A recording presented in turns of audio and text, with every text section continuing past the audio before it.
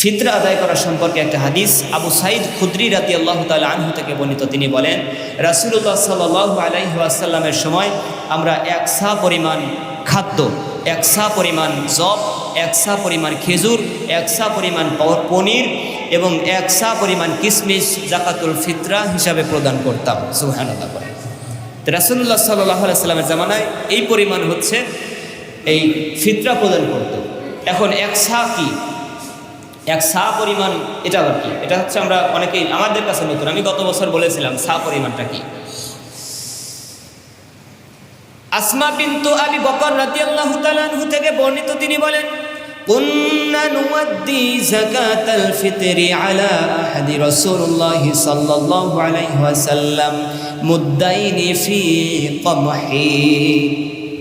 মুদ্দাইনি মিন কওমি, রাসূলুল্লাহ সাল্লাল্লাহু আলাইহি ওয়াসাল্লামের যুগে আমরা যাকাতুল ফিতর আদায় করতাম 2 মুদ্দ গম দিয়ে। হাদিসের ভাষা বোঝেন, 2 মুদ্দ গম দিয়ে। এখন 1 সা পরিমাণ হচ্ছে 4 মুদ্দ। কয় মুদ্দ? 1 সা সমান 4 মুদ্দ। কথা বুঝবেন, 1 সা সমান কয় মুদ্দ? 4 মুদ্দ। তাহলে অর্ধ সা, তাহলে হাফ সা কয় মুদ্দ হয়? বোঝেন নাই? 1 সা সমান 4 মুদ্দ, 1 সা সমান 4 মুদ্দ। তাহলে অর্ধ সা সমান কত মুদ্দ হয়? 2 মুদ্দ হয় না? এখন আসেন আমরা সা আর মধ্য বুঝি। সা এর পরিমাণ নিয়ে আলেম ওলামাদের মাঝে, ফকিহগণদের মধ্যে মতভেদ রয়েছে।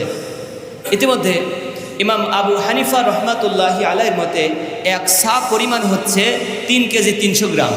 কতটুকু? 3 কেজি 300 গ্রাম 1 সা পরিমাণ। আর তাহলে অর্ধেক কত? 3 কেজি 300 গ্রামের অর্ধেক কত?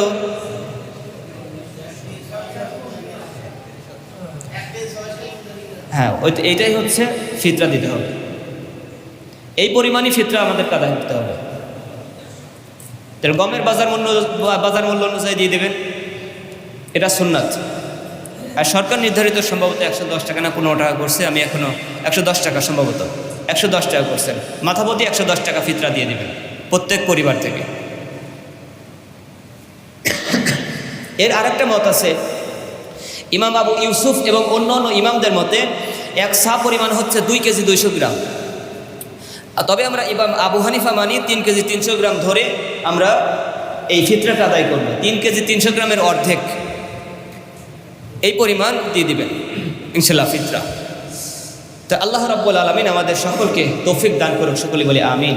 যাকাত ফিতরা এই মাসে ইনশাআল্লাহ যাদের যাকাত আছে যাকাত দিবেন, ফিতরা থাকলে ফিতরা দিবেন। ফিতরা তো অবশ্যই দিতে হবে, ফিতরা দিবেন যাতে তো গরিব দুঃখীরাও যাতে একটু আনন্দে ঈদটা করতে পারে।